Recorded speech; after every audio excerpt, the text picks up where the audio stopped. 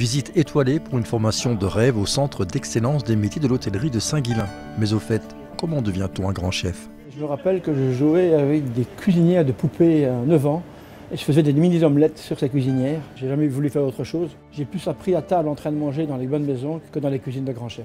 C'est un énorme plaisir pour nous de travailler avec un chef comme ça. Ça nous fait apprendre des choses sur certains produits qu'on ne connaît pas forcément, de nouvelles techniques, des goûts qu'on ne trouve pas forcément tous les jours dans nos cuisines. Il nous apprend comment les obtenir à base de produits très simples, comme la carotte, l'oignon, travailler le rabe de lièvre et le homard surtout. Il faut juste développer la bonne technique pour extraire le goût des choses. Si on met de l'échalote dans une sauce, il faut de l'échalote grise de Bretagne.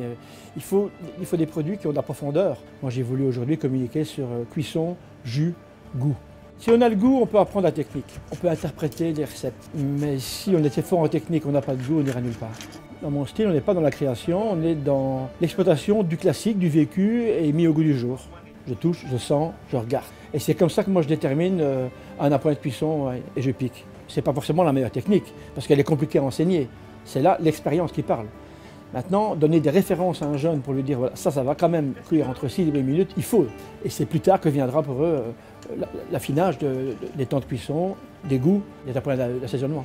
Au bout de chaque année, je m'aperçois que j'apprends de plus en plus et j'ai encore envie d'aller plus loin.